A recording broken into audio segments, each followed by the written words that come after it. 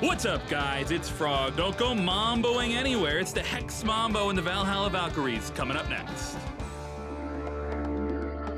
Hello, welcome back to the SPL Summer Masters event. We've got our second set just about to start up. It's Hex Mambo and the Valhalla Valkyries squaring off here for our second set of the day. I'm J-Mac. I got AJ Alpha Jackal joining me here on the desk to help me jump into the second set. And talking about just some of the teams, some of the rosters of these names here, very familiar, if you're at least concerned of watching SCC or even previous SPL seasons. A lot of big performers over here. If we can take a look at least at the rosters of these two teams, between Hex Mambo, between the Valhalla Valkyries, we can look over at the Valkyries. Wowy over here for the carry, along still side with Gamma and Aquarius from the former Valkyries team of Season 9, but now joined by Sam for Soccer and ErupTCrimson over on that team. Plenty of talent to go around for these guys, and they end up finishing, I believe, as third seed over in North America, which is maybe the strangest part, and we can talk a little bit about more for kind of their season performance moving through. But on the opposite end there, Hex Mambo, you recognize the name, but you might not recognize all the players from that previous name there. Spudio, Cozyx, Hawkk, Dzoni still carrying the Hex Mambo name, and Julio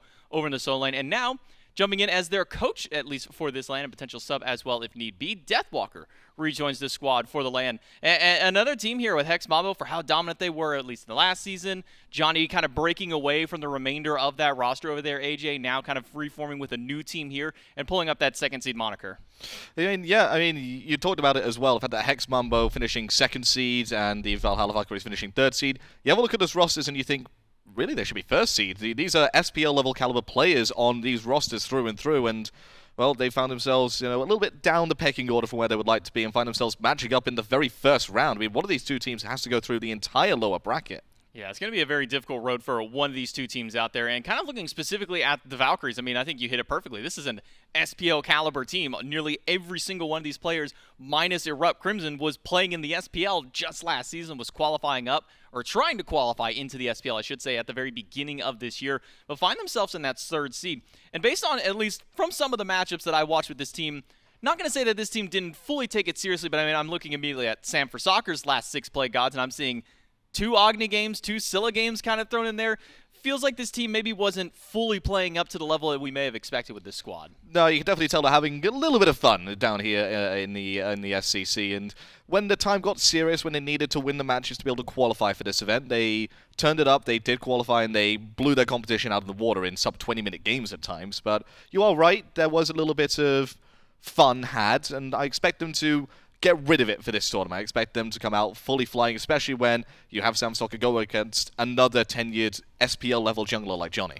Yeah, Sam for Soccer really one of the driving factors for a lot of teams that he has been a part of here, and with this team, no surprise there. Whenever he does bunker down and play what we're more accustomed to seeing with Sam, the assassins, things like the Thor, or even bringing in other picks like Susana that come through there, you can really see at least the level of veteranship that Sam can bring over to this team. Communication is always the key whenever you talk about teams that come from SPL back down into the SCC and now trying to fight back up against the competition. Having that SPL communication, knowing how the pros play and how they get their comms going through, can really make a big difference. Yeah, they do bring that tenured, that ability to read the game better than any other SCC player is able to do, because they've had very limited time to be able to go ahead and try and turn things around. And we see from these clips that they're just running through these teams. They're just almost not caring exactly who they're playing or what matchup they're playing. They're running in, they're getting these kills. I mean, Anubis jungle, who else is playing this pick? No, I don't think anybody else is really even playing Anubis in general, besides maybe this Valhalla Valkyries team. So curious to see how this team can buckle down now that they are in the LAN member in that third seed spot and fighting up against the second seed from EU, Hex Mambo, on the opposite end here of themselves. And for the Hex Mambo, again, going back through their roster, Spudio, Cozyx over into the dual lane as your hunter and your support player. Then Hawkk over for the mid lane. Dzoni's still holding up the Hex Mambo moniker from at least Season 9. And then Julio joins the solo lane with Deathwalker joining this team as the coach for this event there. And if you want to talk about the jungle matchup specifically there, I mean, Sam for Soccer, tenured SPL player. Dzoni had his time over in the SPL. It was always one of the biggest driving factors whenever he was an SPL player, an SPL jungler. Yeah, and he always brought out the picks that you weren't really expecting. He made Loki popular to the point where other junglers were forced to play it and forced to ban it because he was just so prevalent on it. Very big proponent of this Hebo jungle, like we're seeing some clips in here. I mean, he just controls games through pure damage and aggression. And we've seen a Bakasura pick already. Bodes well for him in that sort of meta. Yeah, I mean, for Johnny, I mean, if we look some of his previous ones, these are pretty much right up the Johnny alley. You think Bakasura, that's right up his time frame. Kuang is the highlight here. Well, I mean, back whenever you and I were casting SCC years back before he even made it to SPL, I'm talking maybe even like seasons 4, 5, 6 kind of era. These are the picks that Johnny was carrying every single game that he was playing. It was one of those questions of, how do you beat a team that has Johnny, because you just don't have enough bans to get rid of some of these big picks of his? No, you can't. You just have to pray and hope that he has an off day and that you're able to play to your absolutely very best. And even then, sometimes, it's just not going to happen, because if you focus too much on Johnny, you still have 4 fantastic members on the opposite team to really worry about. I mean, we talked about Johnny carrying this Hex Mambo moniker. Spudio is also a former member of that Hex Mambo team, already cementing himself as probably the next EU ADC to come over to NA at some point if he does get that call up. Tremendous player. If you focus too much on Johnny, you're going to have the Spudio just come out and ruin you. Yeah, Spudio's been having a great performance so far during his phase. A couple of pretty big hitting ones. Notably, a lot of Ishtar games. We've been seeing a lot less of Ishtar, just kind of across the board in general at the SPL level. Some of the SCC hunters still coming to play him here. And at least for Spudio in that regard, maybe something that I don't know if we'll even see too much during this LAN. Because like I said, against the SPL teams, we haven't seen very much Ishtar since maybe like week 1 of SPL. There were still players like Coast kind of running that one through, but haven't seen nearly as much. Though still seeing things like the Jingwei, the Cernos kind of pop its way through. So more than anything, now that we are on this new, 10.6 has come through, all the players are playing on this new live patch that everybody has the access to out there. I'm kind of curious as to how maybe some of the dynamic of the meta shifts between these two teams. I mean, we've seen it already. We've seen that Marty has dropped off very heavily in terms of favorability. He was first pick, first ban, didn't really see him at all. And then all of a sudden, this meta, he's now 4th pick, not picked up at all in some games as well. So I think you might be right. I think we won't see any Ishtar this stage. But if it is going to be anybody playing it, it would be Spudio. Yeah, I gotta imagine at least for some of the EU, it's kind of like Heimdall almost, where like nobody else is really playing Heim, but you can always bank on maybe one of the EU players kind of pulling them out there. A couple of players in the SPL as well, I think to the tune of like Zapman, even players like Stewart kind of like to throw that pick there. So curious to what other kind of things pop through. We have been seeing a lot of similarities, at least to our former meta as well. Things like the Emoja, the Terra, Hachiman still kind of making his way through. So I don't imagine we'll see many shifts up there. And we can delay no further and jump ourselves right into the picks and bans and see what these two teams decide that they want to bring out onto the battleground. A best of 3 here in the SMITE Masters event. Remember, double elimination bracket, so not knocked out of the tournament yet, but as you said earlier, AJ, a loss here for one of these two teams means a long run through the lower bracket. Yeah, and you don't want to face any of these teams in the lower bracket because you face them, you lose them, you're out. That's your tournament over, and there's going to be no qualifying any further. But we've seen a little bit of a insight into the metas so far from both North America and Europe. Mainly Europe has started to favor those majors still drafting, more of your traditional compositions.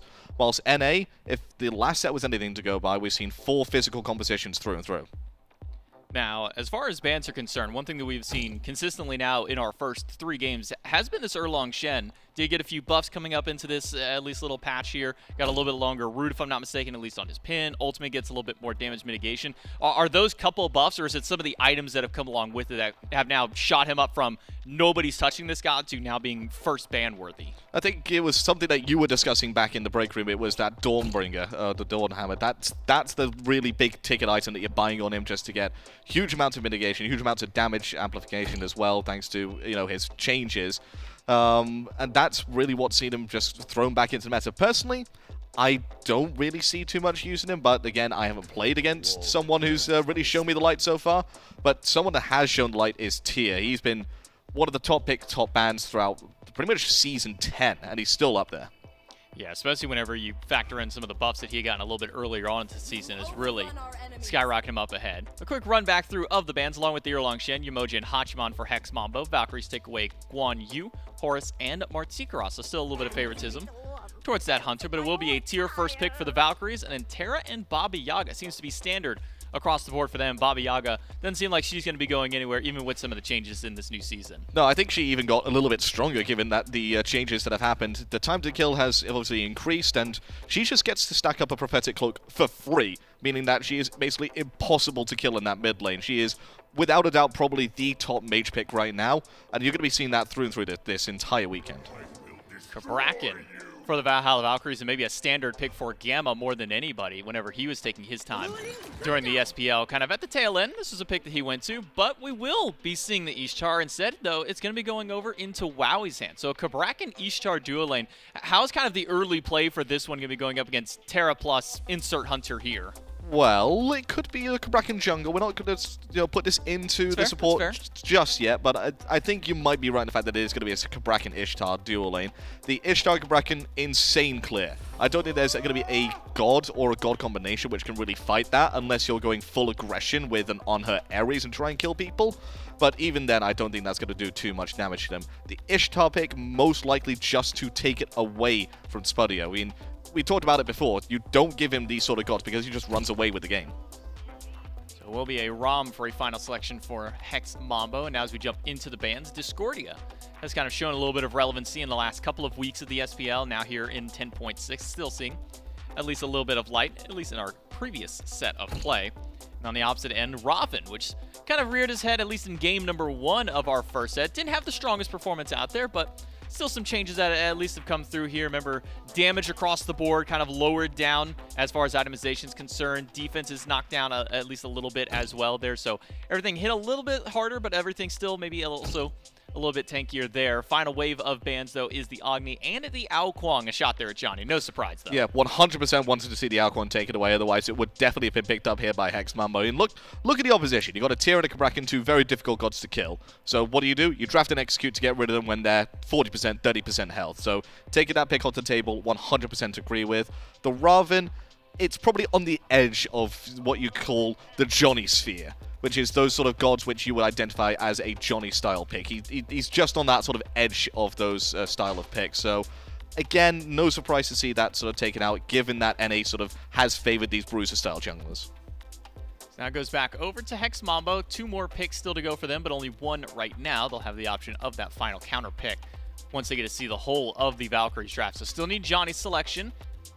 Typically, when we look at Hex Mambo teams, unless it was like Mercury immediately kind of in the meta, we were typically seeing a lot of Johnny last pick for the Hex Mambo style team, so I don't imagine too much of that changes here. So that then means at least what comes over here into the solo lane, what goes in the hands of Julio more than anything else. We've been seeing a lot of Hercules kind of pop up through. Still seeing at least a little bit of Hercules maybe in this new meta as well. So wonder what we'll see come from Julio here in the solo lane. Well, he's picked Tier into Julio. That is one of the things you kind of don't do unless you're taking away from him just to specifically stop him from having the god. It is probably his signature pick, so if anybody's going to know how to counter this pick, if anybody's going to know what to pick into this, it's going to be him, and it's going to be that King Arthur. So King Arthur here for Julio of Hex Mambo. And do you think some of the changes to the itemization, things like Glad Shield, all these kind of new items that are popping up, the new Pridwin that's popping through, do some of these kind of change-ups in the itemization now make King Arthur maybe a little bit better of a selection here in 10.6? Yeah, and I think the changes to damage mitigation as well, where you can now get some from your items and some from your passive rather than having 25% total from all sources, really do help him out because he does get some from his passive and it really devalued items before. Now you can sort of get the full value from them, and as you mentioned, some of the other items like Glad Shield really do put a boon to him. So now, final picks here for the Valhalla Valkyries. Still need what we imagine to be the mid laner and probably the jungle, Sanford Soccer, unless it's Cabrakan or Tier, question mark. I'm still an old proponent of the Tier jungle. Maybe that's just because when I started playing Smite that was there, but with a Thanatos lock in immediately here by the Valkyries, seems that we do have now our jungle pick for Sanford Soccer. You're talking about executes being maybe a potential run back here with everything a little bit harder to kill. How do you feel about Thanatos for the Valkyries? Again, taking away an execute from Johnny. Johnny, not the worst Thanatos ever, but I don't think he has it week in, week out as a pick that he would take up. But I'm excited to see Sanford Soccer play this pick because it's a pick that you need to play serious on. It's a pick that you need to get going early, and he will do that in this set. This is going to be a serious face Sanford Soccer, and I am all here for it. And then a Tiamat as well, which is something that we've been seeing at least a little bit out of ErupTCrimson. At least kind of at the start of the season during the qualifier runs, weren't seeing a whole lot of bump there from ErupTCrimson. Had a very quiet kind of start of the year, has kind of wound his way back up and has finally started again to get things going. This Tiamat and Thoth typically have kind of been the two go-to gods, at least for this player here. So For the Valkyries composition, what's kind of the scaling of this composition? Is this a much more early game? Is this one that scales a little bit better late? I think this one scales a little bit later, but the issue that they're going to have in scaling late is that there's a Kali on the other side. And something which I found out recently is Kali probably has the highest win rate across all levels of SMITE right now, which personally I wouldn't think, given that I don't really see too much Kali in my games, but who knows? I mean, this Kali in the hands of Dzoni, it is the typical Dzoni pick, the quintessential Dzoni pick in my eyes, and it's bringing it out first game. Yeah, there's only one other god that Dzoni has played more than the Kali, and that's Kuang by only 2 games there, but an 81% win rate on Kali in the 31 games that he's had competitively on this pick has definitely been a driving factor for him. So now for Hex Mambo, having such a strong win condition in Dzoni, is this an early game farm style of play for Dzoni, or is this one where he wants to get active a little bit more soon in the game? Well, from the 2 compositions that are drafted, Valhalla Valkyries want to snowball this game out of oblivion in the first 10-15 minutes, whilst Hex Mambo, they'll be comfortable taking fights at minute 10, minute 15, minute 20, minute 40 even. They'll be comfortable taking fights at that sort of stage. The first 5 minutes, though, might find it very difficult given that they have hyper carries which need to have some items and need to have some farm to get online. So how do you imagine at least kind of beacon fights go? Because we didn't really see much fight around the actual beacons in our first set of the day. It was pretty much one team was already far enough ahead. They could just kind of walk up through. Are these 2 teams that can kind of get active around that 12-minute mark, around that 18 to 20-minute mark when that second one comes through, and maybe kind of see actual fights break through? I mean, for me, I think this is going to be the game where you do see a lot of those beacon fights. I mean, as you mentioned last set, we didn't really get to see too much. These are 2 teams which have drafted for those beacon fights. I think the first one, Hex Mambo, if they're behind or even they will dip out of it a little bit, but the second 2, definitely they'll be going all in to try and force a fight for those objectives. So objective play could be the name of the game, at least early for these 2 teams out there, seeing how some of these Gold Furies go, these Fire Giants, everything a little bit tougher to kill with damage kind of drop down through. So maybe some of these Furies, maybe a little bit more important, especially ones like the Primal Fury that could make these jungles at least a little bit easier to take down some of these objectives. How are you kind of slanting this one? What's kind of the win condition for these 2 teams to find a win here in game 1? Win condition for Valhalla Valkyries, don't let Kali get online, don't let Rama hit late game, don't let Baba Yaga stack up a Prophetic Cloak. If you can hit all 3 of those, you've won the game hand over fist. For Hex Mambo, keep it plain and simple, hit 20-25 minutes without being super far behind, and you've got yourself a win condition. Sounds like the Valkyries are going to probably need to swing a little bit earlier in this game to try and knock Hex Mambo away. Hex Mambo going with some of their traditional style of play the game maybe a little bit later and see if they can do so. And we'll see how game 1 breaks down NA versus EU. And we've got Frog and Mifflin. 2 storied organizations here. The Valkyries coming from the SPL, the Hex Mambo at Worlds last year, and they've got some storied players on their roster as well, and my eyes immediately go towards that jungle matchup. Sam for Soccer against Dzoni, and J-Mac said one number that's really sticking in my mind, an 81% win rate on this Kali over his entire competitive career.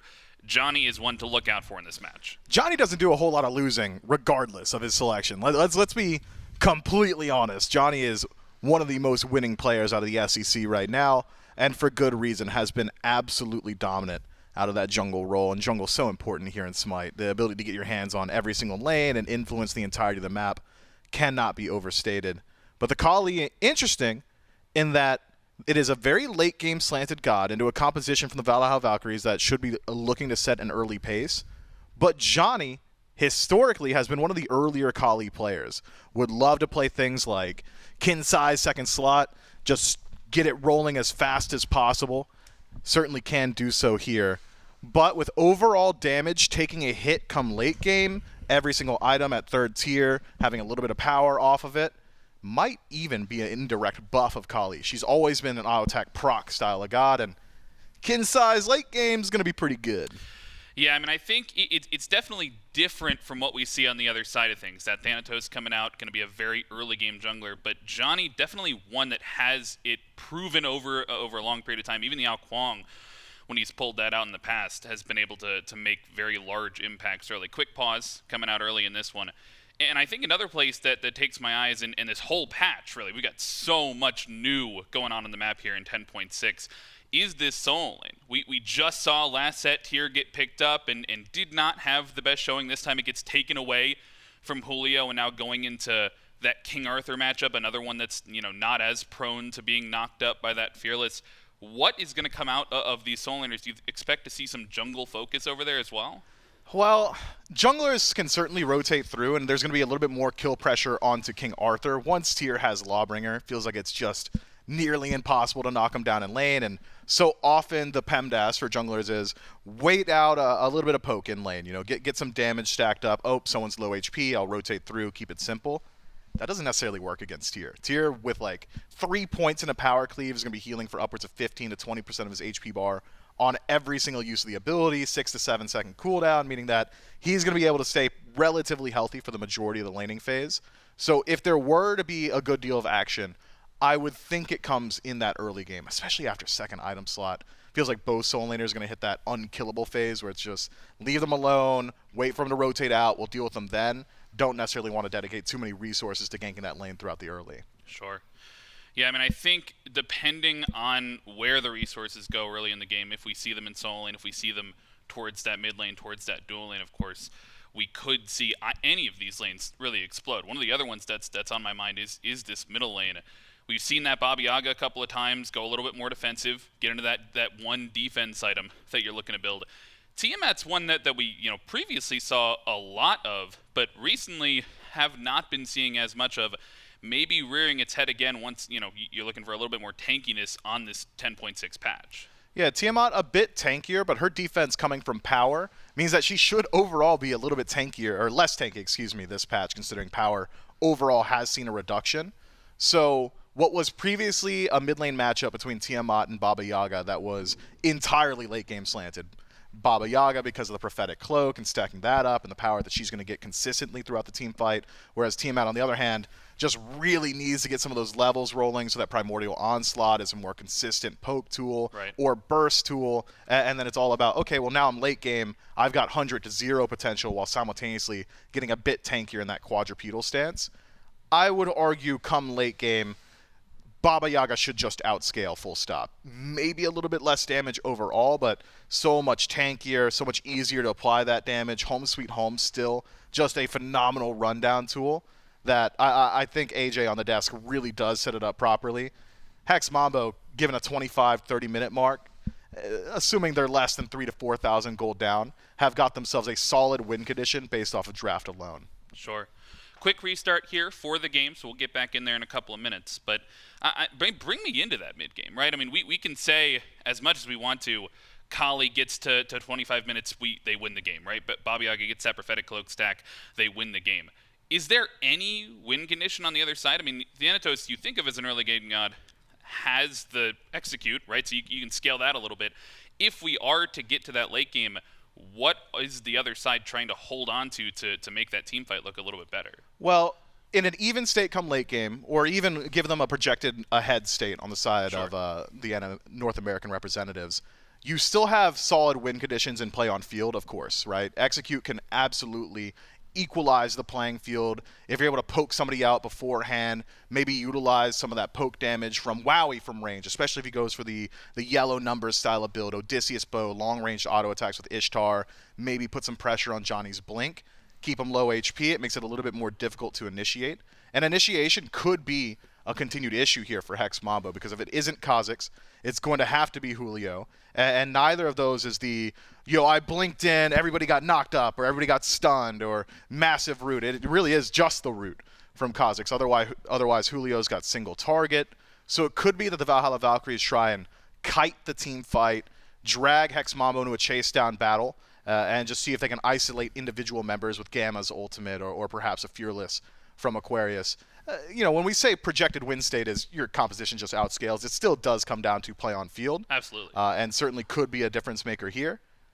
But by that same note, a much easier to execute win condition for Hex Mambo, I'd argue. Yeah, I mean, I think when we're talking about play on field, and we're also talking about SCC teams and at that level, right? Everybody's pretty much expected to come out and be playing at a pretty high level here, just on the field. But I mean, I think one of the things that we saw, especially in that first set, hold that thought, Sam, under some pressure, taken out early. Hawkk finds the first blood on our first soul siphon there in the mid lane. Man, that is such a tough start for Sam for Soccer. Thanatos always capable of finding his way back in just by nature of how much damage Death Scythe does, having percentage HP on that first ability, but you really need Thanatos getting off to a fast start.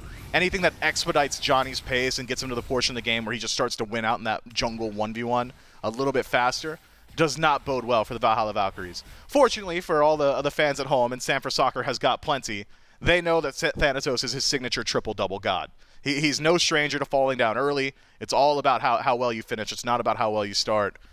But it is a poor start. Let's call a spade a spade. Oh, no doubt. I mean, nobody wants to fall down early, especially on one of those picks that we're prioritizing for that early game. And I think that also, given the kill over towards Hawkk on that Baba Yaga, going to allow him to get into that build a little bit earlier on. And I want to look maybe towards these mid builds and across the way. Things have gotten a lot tankier in 10.6, right? We've been thinking about going back to tank meta, talking about, oh my goodness, I'm worried about these solo laners. How do these mid builds change? Are we going back to stacking? Nobody's stacking. We've got Baba Yaga on the field, so are we just like looking for more penetration, more health damage? Well, considering there's a penetration revert, now back to 40% cap, right? Meaning that you could look at a 40% pen build that is potential, but word on the street, trust the street as much as you want to, but word on the street is proc mages might just be it again. So Soul Reaver, a major item power spike here. Anything that could just burn through percentage HP seems to be incredibly valuable. Otherwise, we do have the outlier style of gods like Baba Yaga, who's just going to build Prophetic Cloak no matter what, which really does have knock-on effects on the rest of your build. But I wouldn't be surprised to see just massive power, 40% penetration, not exactly looking towards stacking items too consistently, but wouldn't be surprised if maybe a Book of Thoth could rear its head here or there. But as far as consistent mage itemization, I don't see 10.6 changing it too much. Yeah, I mean, we could even get something like an E-Staff back in the mix. A ton of health going to be coming through on these gods. And slow game so far, I think only that first blood onto Hex Mambo, but that may change things as Sam over towards this left-hand side of the map and is going to hit level 5 here, but I think it's just going to be this neutral farm focus, and that's another thing that's been changed with this 10.6. All these neutral farm camps, the mid camps, the shield buff on the right-hand side, or the cooldown buff right-hand side, shield buff left-hand side, all of them have increased in value, and what's decreased is the safe farm, right? They really want to reward these junglers for getting involved early in these small skirmishes. Yeah, you can even see that design pathos reflected on the map. You know, the side jungles around mid have now become much more enlarged spaces, allowing for larger engagements, likely to facilitate some of these control points, but that will give additional value to single target gods. When I think of these narrow corridors that were so characteristic of the 10-5 map, large AoE persistent damage abilities were king. You know, lock down entire jungle pathways. You can't necessarily do that nearly as much, but it also has an effect on wall-style picks. Things like Ymir might have a little bit less value as it's harder to lock down those paths.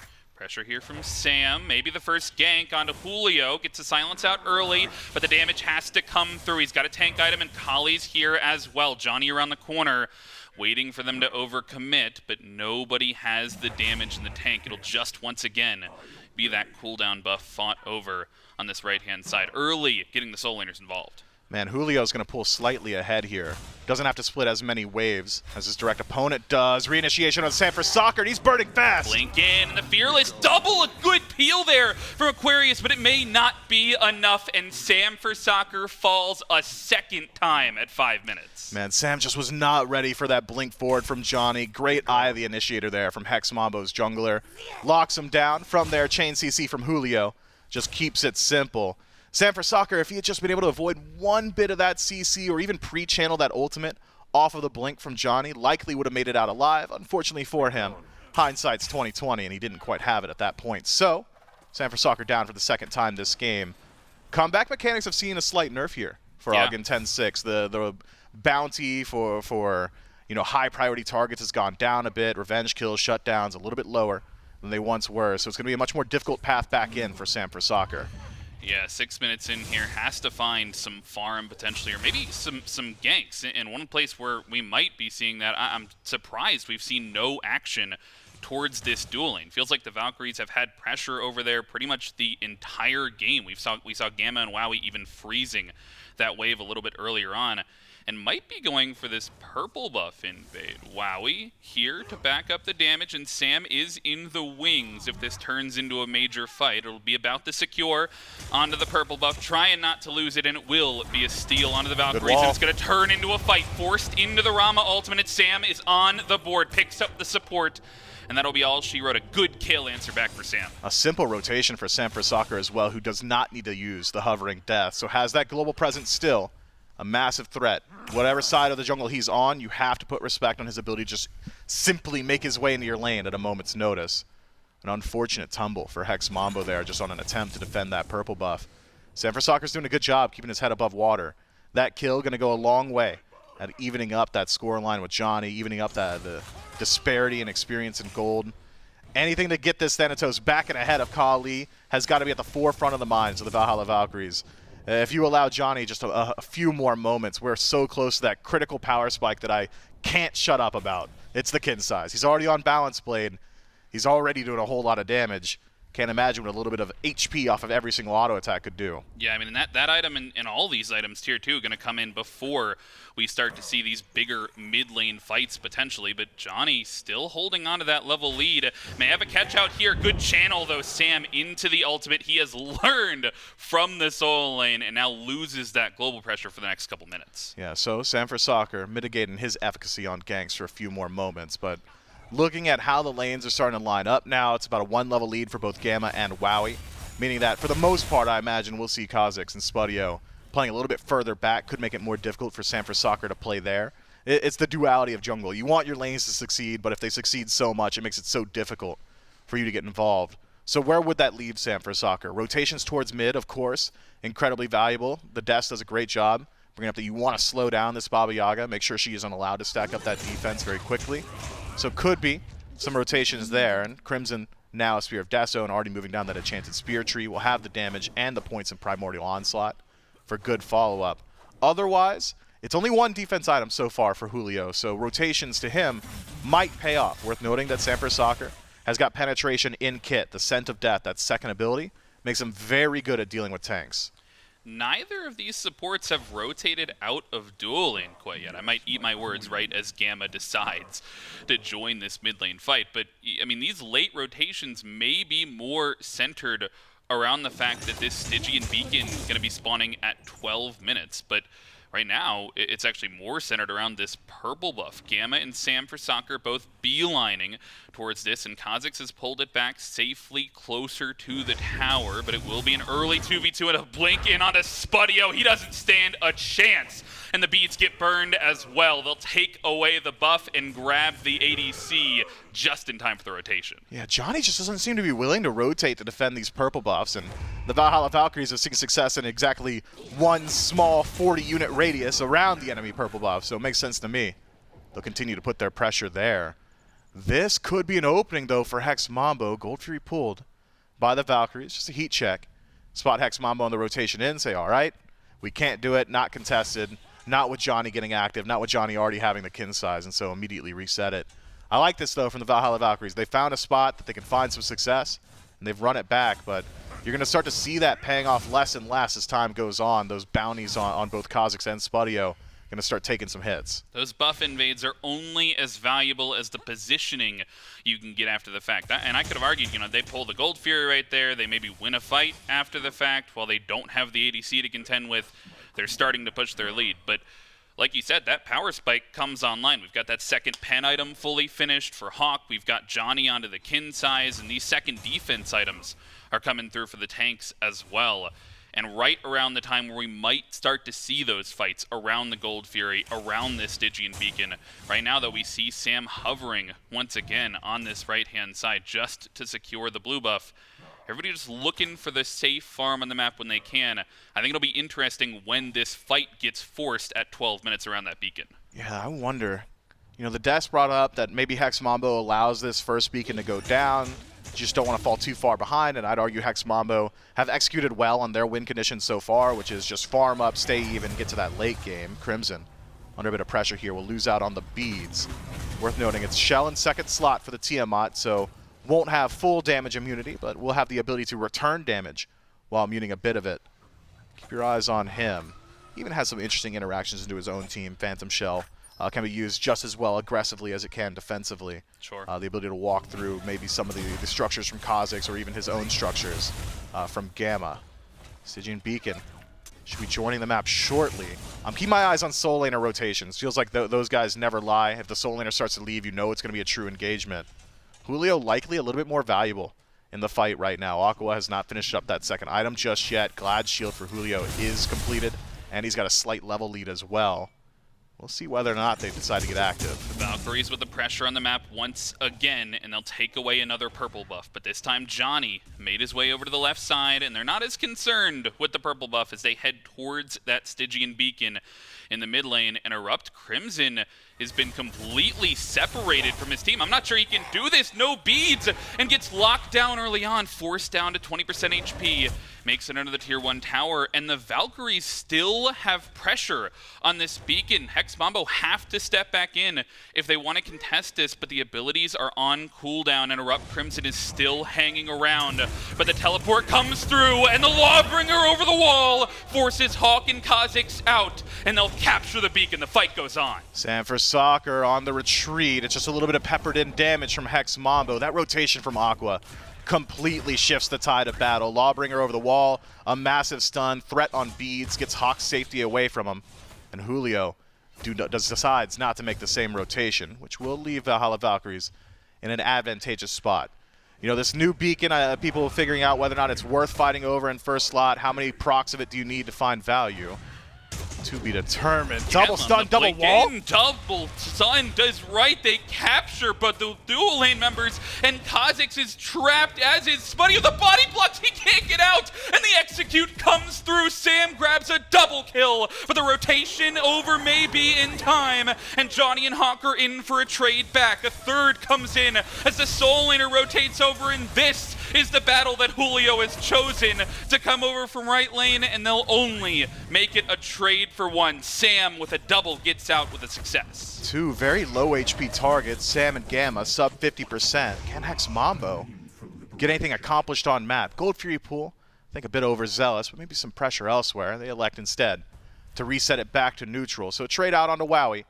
Not the worst thing for Hex Mambo. Valhalla Valkyries start to find their footing in the team fight as well. Seems to me that Julio just wanted to get involved, wasn't completely necessary on that rotation. Has left now Aqua in a position to push a few of those waves in a tower, check on the enemy blue buff, steal that one away, and close up the experience gap completely.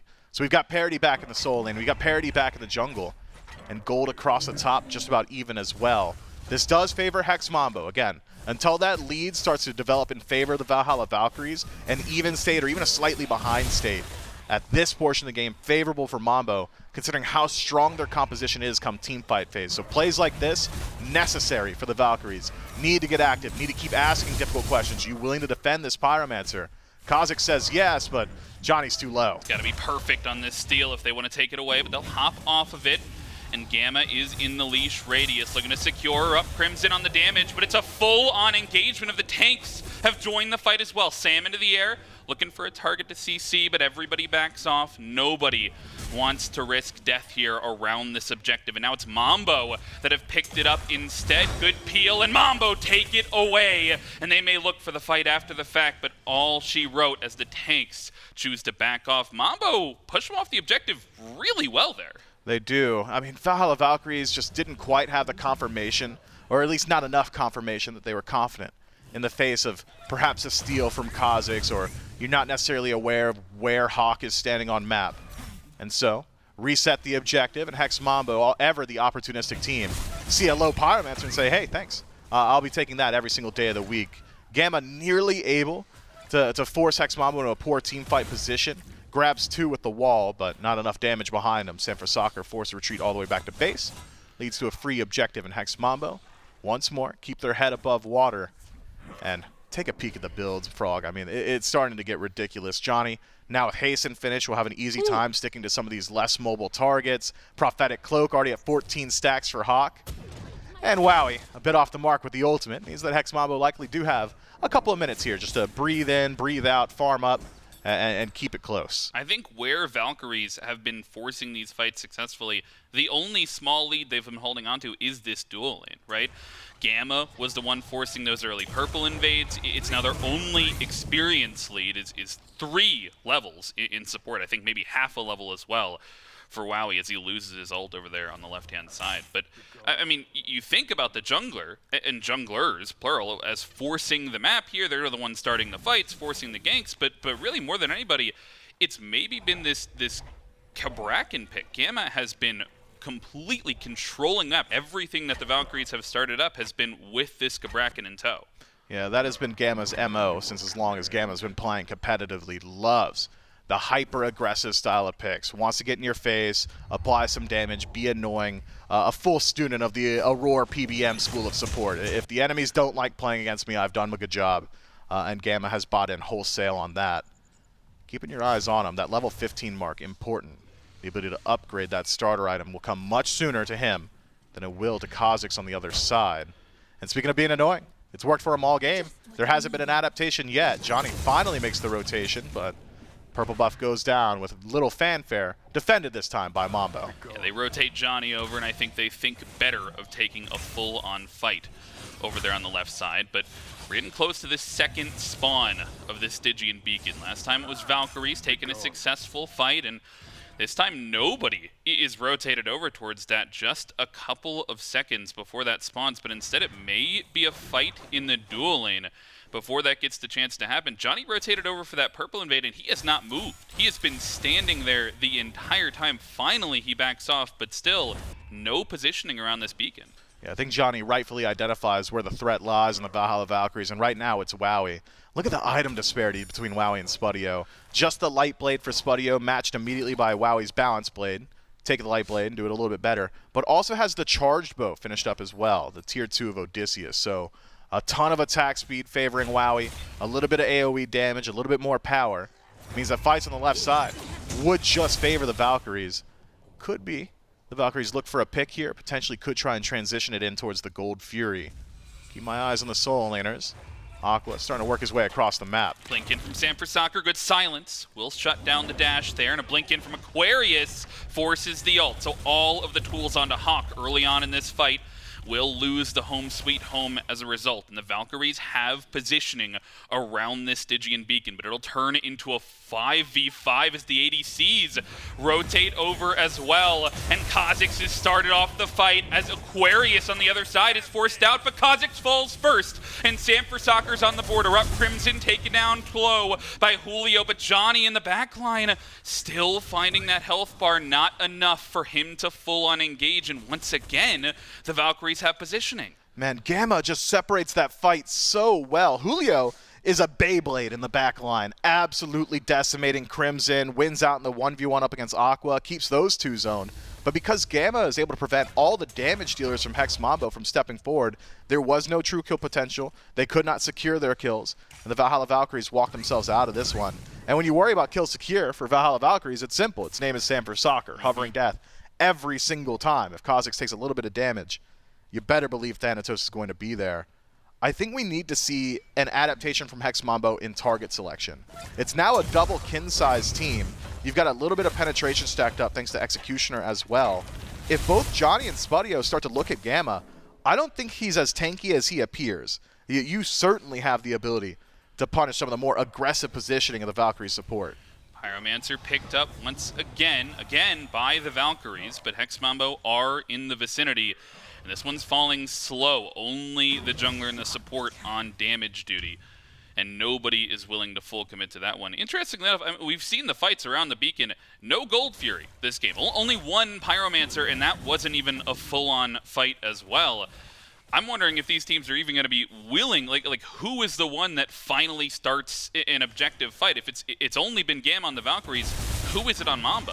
I mean, looking at the compositions, I'm not so certain it's an inability to start the fight. It's more so the inability to secure the objective. Fair. Runic Bomb could be the difference maker, so if anyone's going to pull anything now, likely would be Hex Mambo, as they've got the 1,000 true damage to their name. But otherwise, Baba Yaga, okay, potion toss. If you're lucky, it's got 3-4 stacks of the red potion, and maybe you out-secure a Primordial Onslaught or something along those lines. But on the other side, Tiamat's not exactly known for her confirmation either, so the ability to secure objectives, I think. And we've seen that a few times around the Pyromancer. Pulled out, dropped to 10%, and it stays there. You know, are you going to mess up your confirm on the other side? How's the steal look? Nobody quite doing that, so it's a reset. Once more, Hex Mambo.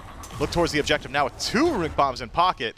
I mean, it's clear who's got the secure. Onto the Gold Fury they go, and down to half HP it falls, but nobody willing to once again force a full-on fight here, at least until Julio captures Aquarius and a blink in from Gamma. The tanks are the ones under fire early on, and the fight in Hawkk is forced into that home sweet home. It's only Aquarius knocked down to below half HP, and everybody from Hex Mambo still healthy as can be on this Gold Fury.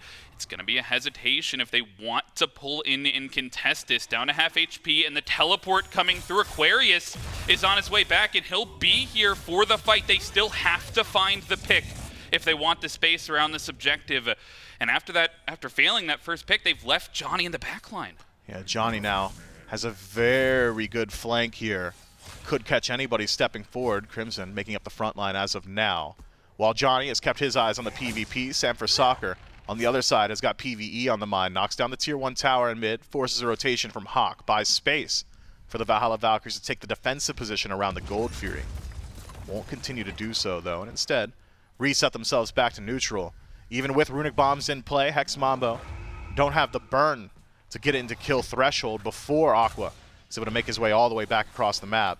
Teleport though, already expended, means that if you could send Aqua back again, he'll stay back for a good long while. Hex Mambo also learn a valuable lesson, and that's that their hunters, their front line shred potential is incredibly high.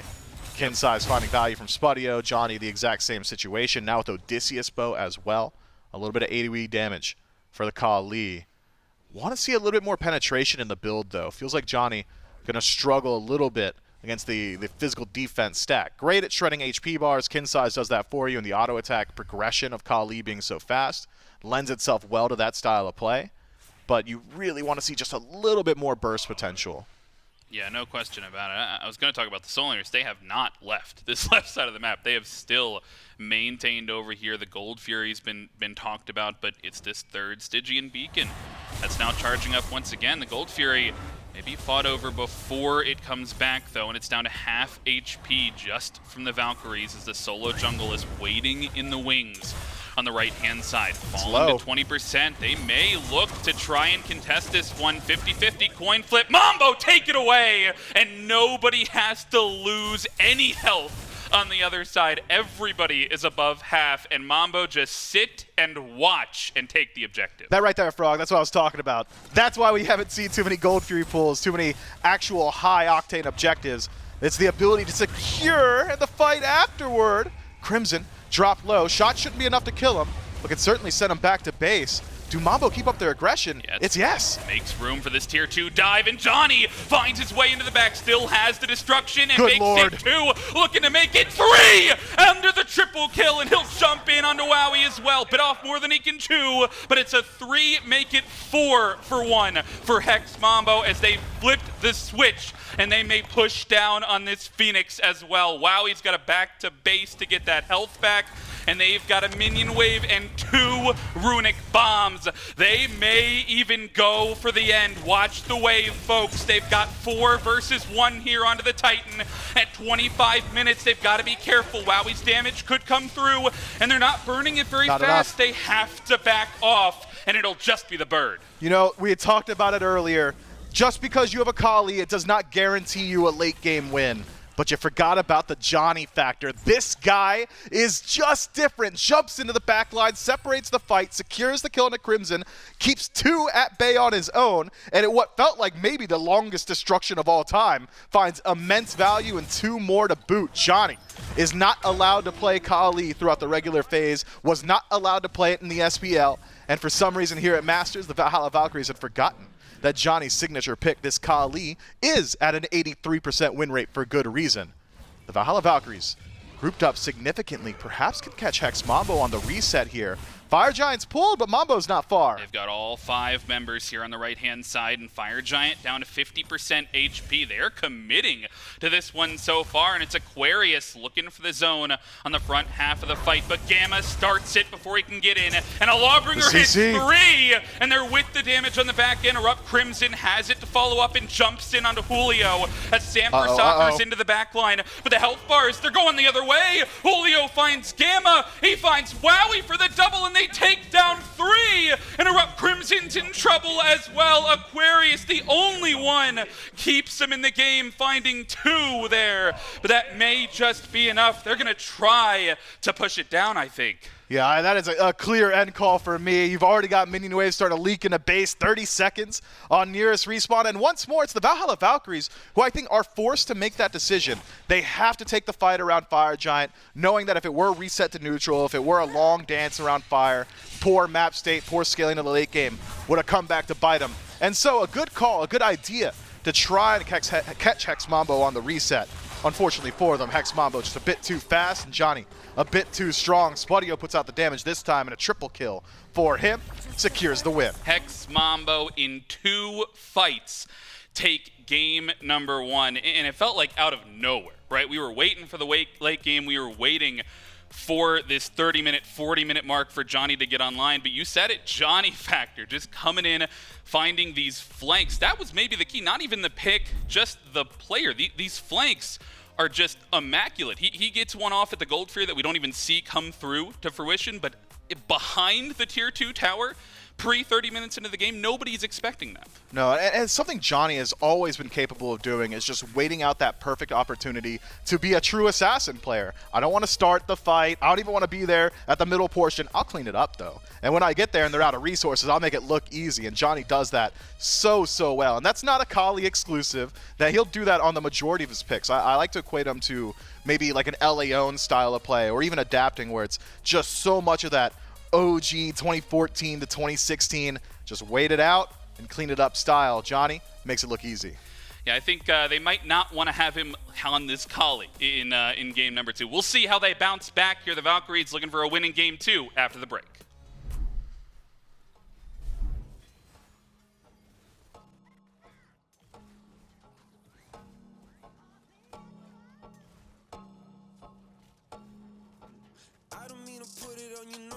Clear. How my baby's running this a block cause she fear what you do to you if you get dirty hands and veneer. What you do, what she is, little boy, I tell you this. If baby wants sit, she can sit. If baby says lit, it's lit. Got your bank account and I cute. If she said it loud, it's the truth. If baby wanna ride, she can ride. If baby needs some time, she got time. Got your bank account and I cute. She can make it count, how about you? She would put you in the bag, yeah. Wouldn't even need a planet. If she wanted, she a magnet. They should let her name a planet. Everything she drop like Corona. Viral, make the world start over like I own her. She ain't about to set, but they really wanna throne her. Listen, she like bass, she like Hover. Self-employed, moving paper better than some Billy Boy. Made a choice on the regular, she bring a milli home. Click my phone, get my ass up, get a dinner going. Watch she out there, making sure that you all know. Baby wants sit, she can sit. If baby says lit, it's lit. Got your blank account and I cute. If she said it loud, it's the truth. If baby wanna ride, she can ride.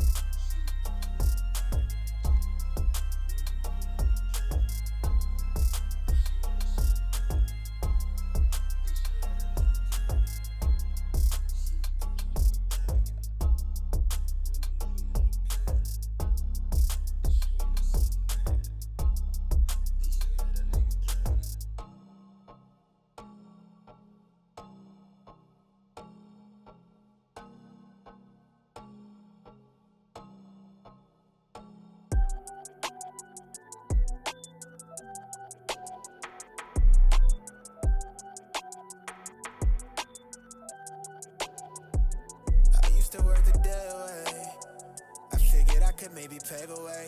No, it's niggas that count the days till I fade away.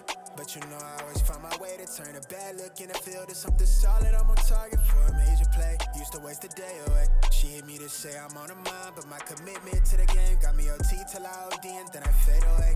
Lately I've been giving dial tones and meeting milestones. No way I'm giving all of me. She settled for a left hand with a gem over a piece of me. My mind's always as clear when she done climbing on the top of me. Really by the code, needs you to keep the same energy. I've been this in my sleep, I got here off muscle memory. Self-love gone missing, I'm right back to claims of needing you. I give you that attention that you craving, got you refueled. For real, I hope you find some sort of peace and all that meditated. I've been looking for mine inside the blood, I'm self-medicated. Bad little vibe, ride or die, she on standby. 30 from 30, I'm not missing if I'm shooting mine. All I ever did was take the risk and learn in real time. How you think I'm up right now, been living on this type of time. All I ever did was take the risk and learn in real time. How you think I'm up right now, been living on this type of time. All I ever did was take the risk and learn in real time. The world outside's on fire, niggas dying and the rent is due. When the babies learn to cock and fire back before they even get to live their truth. I think somebody God got me right, cause I don't really look like what I made it through. People from the past wonder how. Somebody tell the realest, this live inside you too. I keep a bad little vibe, ride or die, she on standby. I'm 30 for 30, I'm not missing if I'm shooting mine. All I ever did was take the risk and learn in real time. How you think I'm up right now, I'm stuck. In this real good renaissance. All in on myself, I treat the movement like an enterprise. Take a look around, you think we made it to the end of times. How you think I'm up right now, been living on this type of time.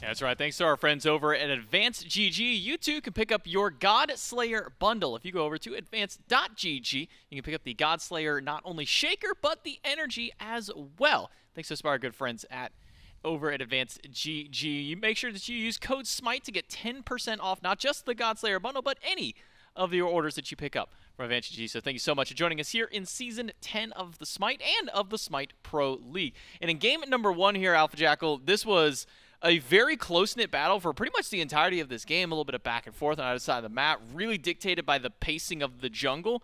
But it felt like it did come down to one team fight that kind of flung the door wide open for Hex Mambo to take the lead and then take this victory. Yeah, I mean, up until that point, I think that San Francisco really had the edge in that jungle matchup, going 5-2 to begin with.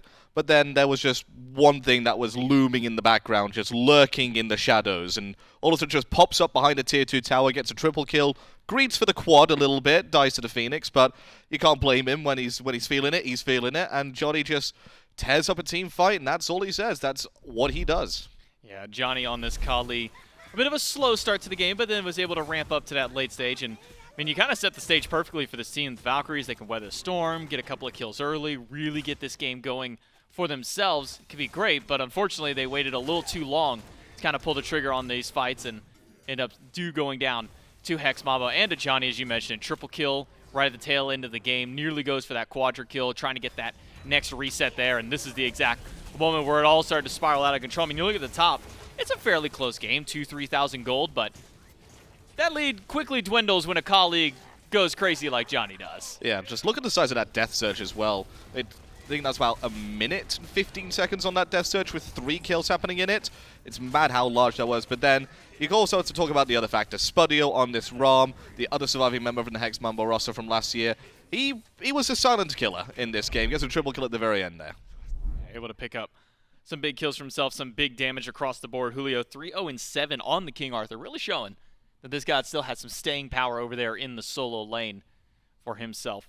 And Hex Mambo, in general, just finding themselves a nice little win over the Valhalla Valkyries here in the SMITE Master Tournament in this first best-of-3 for the teams. Remember, double elimination for them, so Valkyries, even if they lose this set, not out, but a long trek for these guys to make their way up through at least the lower end of the bracket. And I think you mentioned it earlier, doesn't matter which of these teams end up going down there, definitely not a team that you want to face in the lower bracket. Either of these teams are very, very capable of going through that lower bracket run and making it all the way back to the winners' finals and then just qualifying for that second phase of this tournament. And I wouldn't put it past either of these teams to do so. I think going into this tournament, these are the two teams you look at and you go, yes, these are the teams which I think are going to qualify from this bracket. But they're going to have some work to do here, the Valhalla Valkyries are there to prove that they are worthy of that. Yeah, we'll see what changes do get made here in Game 2, though. Picks and bans ready to roll between the Valkyries and Mambo for game number 2 of this best-of-3. We'll see if the Valkyries change up their playstyle, maybe get something maybe geared a little bit more for the late game for themselves. Sam, as mentioned, did get a nice little start on the Thanatos, getting a few kills for himself to begin this one, but once the late game rolled through, once Johnny got about 4 items online, that's typically when this Kali chainsaw really starts to rev up there for Hex Mambo. So I wonder if we'll even see maybe more bans allocated towards Johnny and maybe even force Johnny to pick something a bit earlier in the draft. I think Johnny might have to pick up something earlier, like you mentioned, but he's still going to be very comfortable going down to that 5th pick, unless Valkyries really target him out here in this first phase, which it looks like they are doing the exact opposite, leaving everything open so far that they would have done. Still the same bans you would expect from Hex Mambo, the Erling Shen, and the Yamoja being taken away, leaving yourself open for some safer mid picks there. Yeah, so Erlang Yamoja for Hex Mambo Valkyries. They will take the Baba Yaga away, which is something that we saw in the first set. Baba Yaga makes it through game number 1, has an explosive end of the game. Game number 2, ban the Baba Yaga away, so it seems the Valkyries are going to follow that same suit. Pick up a tier once more in that first pick slot. Didn't have any complaints from Aquarius on this tier selection. Did have some nice late game plays for himself. Got some nice little stuns with that Lawbringer ultimate, but unfortunately it was just the team as a whole falling a little bit too far behind for Aqua to make those big impact plays. Yeah, and I think as well you have to take the tier away from Julio still. No matter what roster he is on, no matter which timeline you are in, you just do not give Julio tier. I think going into the second phase of bans, you might see the King Arthur being taken away because he performed well into it. You go, okay, you've got one of your counter picks. What else do you have? Do you have another counter pick for your signature pick? Yeah. Curious to see what we see from the mid laner here. The Valkyries, though, they're going to run back the same top 3, assuming that both of these get locked in, with the Cabrakan and the Ishtar. Terra for Hex Mambo running that back, same as game number 1. So we will see Cabrakan once more. Ishtar still being hovered for it. So at least for the mid laner of Hex Mambo, trying to see something different out of Hawkk this time, obviously with the Baba Yaga banned away. I'm curious what's the number 2 pick for him to go to. We have seen a little bit of Discordia so far today.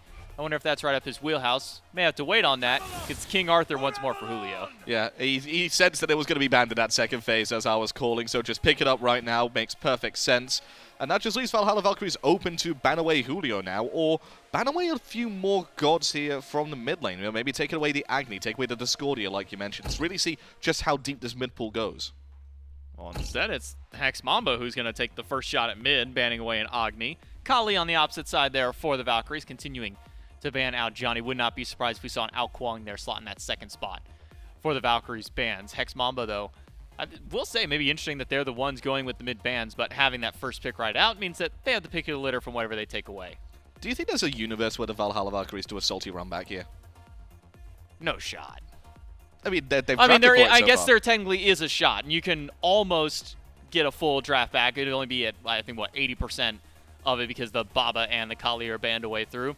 It wouldn't surprise me, but would you actually be a fan of seeing the run back for the Valkyries, maybe depending on what Hex Mambo draft up here? I think it really does depend on that 4th pick. If it's a god that Thanatos will love playing into in that mid lane or into the jungle, I think you do see the full 5-man salty run back. If the Thanatos will struggle against the pick, if it's something like a Kamazots or something like an Kuang, I think, again, you just say, alright, hold our hands up, let's try something different. Well, won't see the Kuang ban. It'll be a Robin instead from the Valkyries. So Hex Mambo taking away Thor for their final ban. And it will be Discordia now in the mid lane for Hex Mambo. Is Discordia one of those ones that Thanatos can kind of get active against the early game, or is this one that maybe kind of terrifies Sam on that pick? I think it will terrify him, and I think this is a bit of a flex that we've seen. Poseidon being taken up here. Again, a bit more cripple potential there. Could be a Poseidon jungle? Okay. Has to be a Poseidon jungle here, surely. Poseidon jungle. So then do you throw this Ishtar in mid over for Crimson, or do you throw the Ho-Yi over to mid? I mean, typically when I think of Ho-Yi, I want a lot of walls to bounce around. Mid lane's a lot wider now than it used to be. Not really any great bounce options for a Ho-Yi. His ultimate really does sit head and shoulders above Ishtar in terms of team fight potential. So maybe you do put this Ho-Yi in mid, but his clear isn't as strong. You have to use your poke ability to clear, whilst Ishtar can just, you know, almost clear comps and then go ahead and start to fight a little bit easier. If it's the Naja pickup here, I think I'm going to be taking the Ho-Yi into the mid lane rather than the Ishtar. Now a Naja being hovered for Hex Mambo. So we'll have to see. Oh no, it will not be the don't do it to Naja. them. The Kuang got left open. No world where we don't see Johnny just go for one of his signature picks, and he will lock that one in. So Kuang up into the Valkyries composition. How do you feel about the Hex Mambo draft here now with the top 5 rounded out? I'm scared. Please hold me. That's all I'm saying right now, because I do not want to face this composition. You've got so much late game potential. You have Discordia feeding Kuang more power. You've got a Earthen Fury just allowing him to execute somebody very quickly. The only hope for Valhalla Valkyries is the fact that his Poseidon cripple means that he can't get away with his water illusion and is then able to escape completely. So now for the Valkyries, now that we've seen the composition locked in, we've got the double Hunter plus the Poseidon. Did get some more attack speed on the Trident coming in, at least towards this one, so maybe you'd be seeing a little bit more potential there if this one does go jungle in. Fortunate for us, we do get a little bit of inside information. It is going to be Ishtar ADC over for Wowy. Ho-Yi will be going to the mid lane for Crimson. It will be that Poseidon jungle there. So now that we kind of have that information for the Valkyries, how do you kind of feel about this composition fighting up against Mambo? I actually like it a little bit better than their previous composition. The one that we had in game number 1 was really focused on that early game and snowball. This one, with your 2, maybe 3 basic attack base gods, can sort of weather that storm in the early game if you fall behind, can come good in that mid game, can come really good in that late game. You just have to worry about one man, and that is Johnny. And what tools do the Valkyries have to maybe deal with Johnny? You mentioned the cripple on Poseidon to kind of deal with him, keeps him from being able to escape. But are there other factors that the Valkyries have to really be able to deal with this Kuang? I mean, if I'm Aquarius, I'm most likely just going to be on Kuang watch. Just make sure I'm trying to force his speeds, force his water illusion as much as possible. You are sacrificing that tier dive potential onto the Rama Discordia, but when you're dealing with such a prevalent carry pick and such a signature pick that's this Johnny Kuang, you have to make sacrifices. Now, with the Kali in last game, we kind of know, typically 2.5, 3, maybe 4th items when the Kali comes online.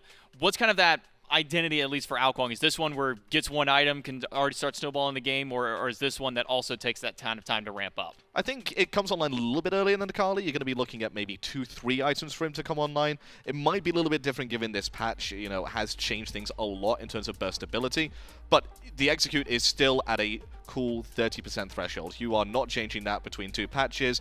I think it might even benefit him in this instance because you just can't burst people down so fully, and he's going to be able to get that execute full value.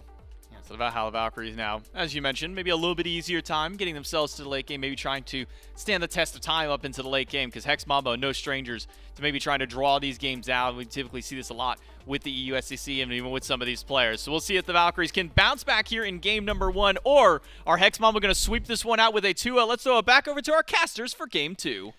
Game 1 felt like it had 2 total fights. 25, 30 minutes, 2 total fights. And Hex Mambo take both, snap of their fingers, they end the game in an explosion, and they win with that late game composition. This time, off the bat, it is the same exact drafts. Top 3 in the picks and bans you come through, you think almost a salty run back. But instead, both of these teams make some of those small changes. Hex Mambo, stuff that I expect. Johnny back on his signature Kuang. Valhalla Valkyries, Ho-Yi in the mid lane, Sam for Soccer on Poseidon. What do you think about this Valkyries draft? I'm thinking playing in the SCC has really changed Sam for Soccer. This is not the guy I used to cast day in and day out. He's been playing a whole lot of mages in his tenure in the SCC, and so no surprise to me that he's elected to bring him here to this event. I do agree with AJ that I think this is a better composition from the Valhalla Valkyries to play into Hex Mambo, if not just better in general. There are a couple of key reasons for that. I feel like the Valhalla Valkyries are going to have a very easy time tracking Johnny through Water Illusion, for one. Ho-Yi, of course, can track you if he's hit you with the Mark of the Golden Crow. The prong auto attacks from Wowy, the shotgun blast, if he's trying to stealth towards you, should be able to catch him. Sam for Soccer has the exact same potential with his shotgun blast auto attacks as well.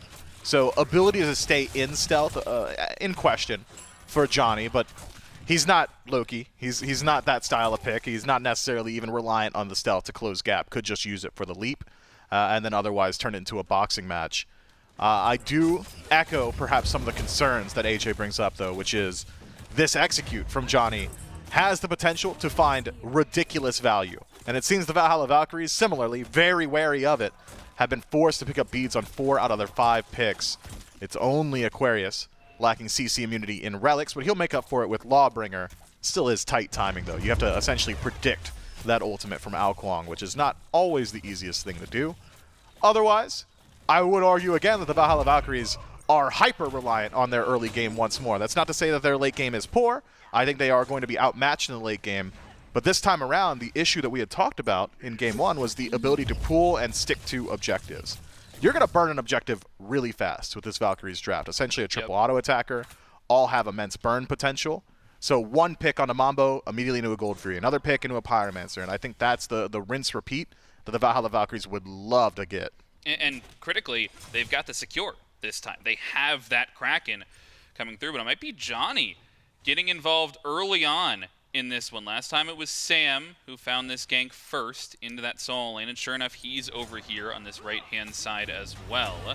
We'll get a little bit of damage off onto Dzoni, but Johnny's willing to fight back into it. I'm not sure he maybe wants to take that fight. Julio keeping Aquarius out towards that right-hand side.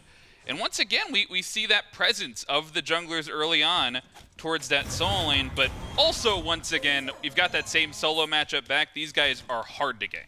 Yeah, very difficult to shut down either a Tyr or a King Arthur. If it were going to happen, it'd be at around this point of the game. I would also say, though, that Dzoni likely will spend a bit more time in the solo lane than Sam for Soccer will. Spudio pulled in by the Tremor, but that should be the end of the engagement. Dzoni just has much more kill potential up against these tanks than Sam for Soccer does. There's going to come a point where Julio builds 1, maybe 2 magic defense items, and all of a sudden it's cracking into I dashed away. You didn't do enough damage. Whereas Aqua might have the ultimate to get away, but that threat, that looming threat of execute, always going to be there. A little bit of boxing back and forth here in the duel lane, and maybe surprising considering we saw that same duel lane in game number 1. And once again, it's this neutral farm that's going to get fought over. And that brings us towards this mid lane. We haven't gotten a chance to really dive into this Huyi, and oh boy, do I want to, because I don't know when the last time I saw a Huyi was at all, much less in the mid lane, right? And, you know, I'll hold that thought as Cozyx maybe putting a little bit of pressure on that purple invade, but they'll back off. And I'm interested, you know, obviously you have a hunter in mid, that's going to benefit you later in the team fights, all the double ADC things we talk about. But in terms of pressure and the 1v1 you have in this now larger mid lane, where does Huyi stack up? I think Huyi in the direct matchup against Discordia is very favorable for Huyi. The ability to track through stealth up against Kuang is same of Discordia as well. You've got really good boxing potential. You're certainly going to win out in poke and burst, and considering how telegraphed the escape is from Discordia, just start raining suns on her, and all of a sudden the entirety of her stealth field completely covered by persistent damage on field. So there is going to be a good deal of time this game where Crimson is going to continually look to pressure out Hawkk. We're going to see him forego clearing wave in order to find poke or find the stun, put him into kill threshold. But there will be an inflection point at around, I think, likely 12 to 13, 3 items in the build, where all of a sudden now Hawkk can just land Strife, Unruly Magic, and that's 40% of Crimson's HP, and he's going to win out in that poke war pretty consistently. So it's on Crimson now to make use of this Huyi pick before we get to that point of the game. Yeah, and I mean, no doubt the Valkyries still in a similar position as they were in game number 1, where they want to get a little bit of a lead, maybe a dominant lead, preferably, going into these late game team fights. They don't want to deal with a 30, 40 minute Dzoni on this Kuang. But that begs the question, with Sam for Soccer now on this mage pick, he may actually look for this aggression earlier than we were expecting. That is free indeed. The Kraken lands and first blood goes to Sam for Soccer. Aqua keeps it simple. The strength of Tyr, since his buff, the stun and the defensive stance on ultimate, just makes it so easy for him to line up those Lawbringers every single time. Small look at what the skirmish in mid looks like there. Connects the stun, forces the leap, rains the suns, and all of a sudden Hawkk just really close to that kill threshold. Gamma stun's good. Summoner here into the Astral Arrows, misses second though, has to hit the third, and the CC is beautiful. Cozyx guarantees that answer back on a Mambo. Mambo able to find a bit of fight back on the opposite side of the map.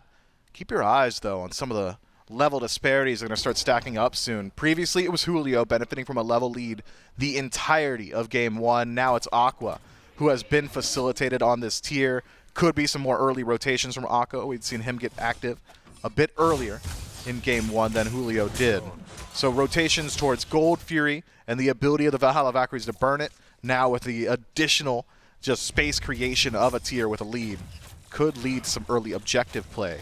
But Hex Mambo, certainly no stranger to prolonging these games. The Devs does a great job highlighting that. Traditionally, European SEC games go a little bit longer, and even then, Hex Mambo longer than the standard over there. And so, the ability to keep their head above water and prevent objectives from going down, nothing to scoff at.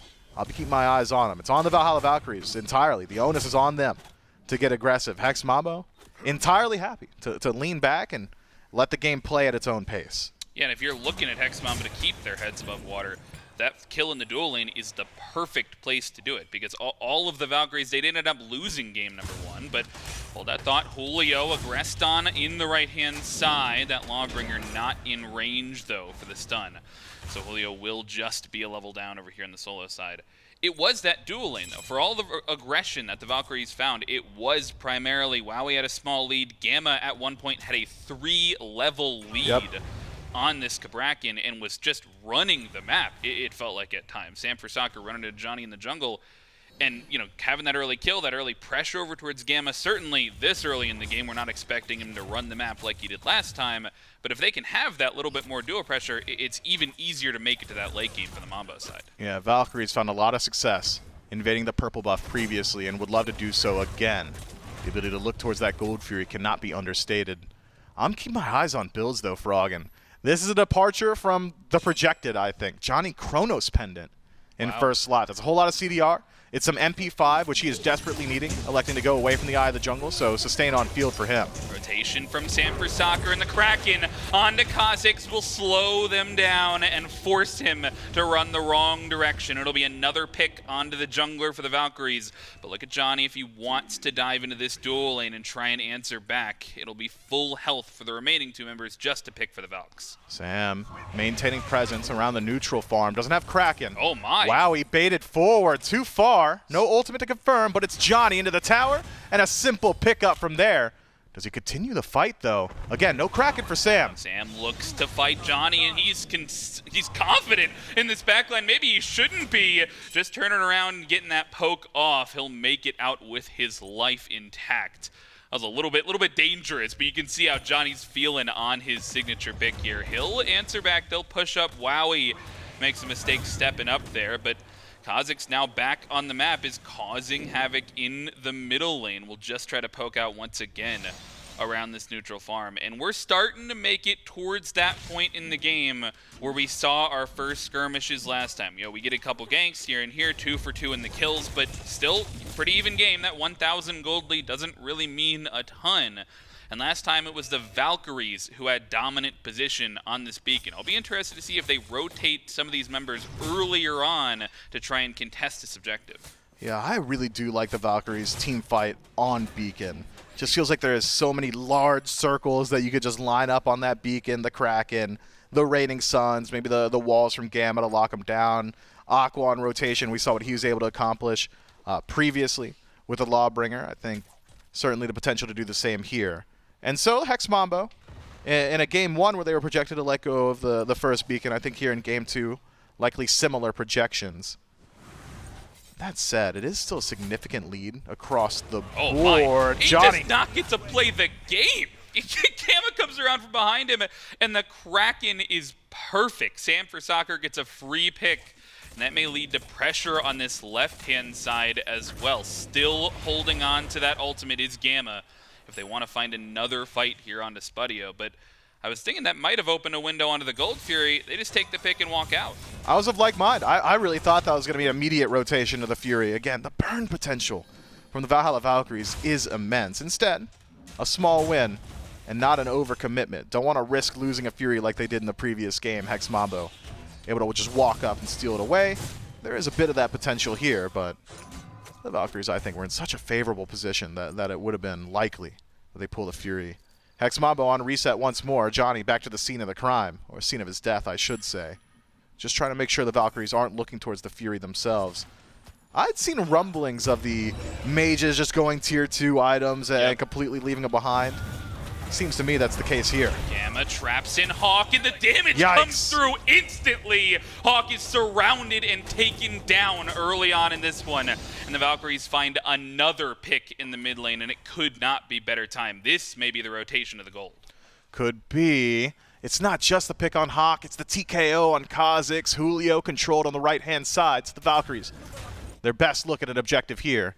But it's not without intrigue. Keep your eyes on Spudio. It's the steal potential. It's got to be perfect. It's early. Up at half HP. He's waiting for the right time, and he's not in time. The Valkyries do it right, hold the weighted coin flip. They'll grab themselves the Fury. Yeah, Sam for soccer. Not even required to use the Kraken to secure there. An early ultimate from Spudio. We've seen Rama in the past just free fire the first couple of shots so we get the big damage on third shot. Could have been the difference maker there. Instead, Spudio tries his best to steal with the lowest damaging shot on ultimate and comes up a bit empty. Keep my eyes on him. The Rom shots have been clean so far.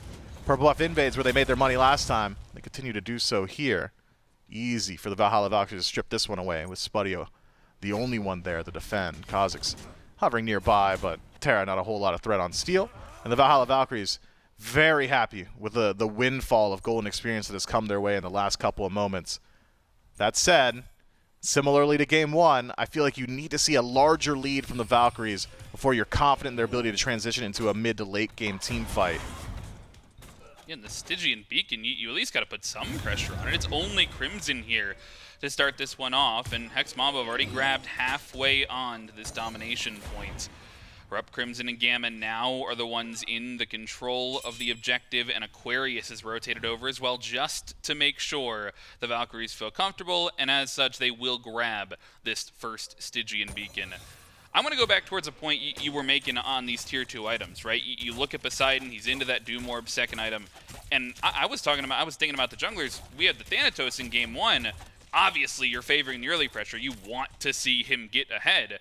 Now, arguably, this less early pressure pick, out to a 3-0 start a level lead on this Poseidon for Sam for Soccer. Where does this power spike come through for the Poseidon? Poseidon, it's just about when you ever stack up that penetration. Dzoni in first. Does he have the damage? Aegis early and still holding on to that second relic, and dashes aggressively but back towards his team, and that may be the key as the beads and the water illusion forced early for Dzoni, and he runs towards his support as well. Gamma and Sam both rotating over, and Wowy will maintain his life as a result. They've got to back off. Surprised that Sam for Soccer elects to hold on to the Heavenly Sprint there. Gamma desperate to get into cage range of Dzoni. Nearly had it with a little bit of additional movement speed would have, but instead Sam for Soccer holds on to his second relic, and I say all that just to bring up the fact that he does in fact have a Heavenly Sprint out of the jungle, so there is no Aegis for Sam for Soccer. There is no shell, so any bit of damage that goes his way will stick. Has no immunity to play with.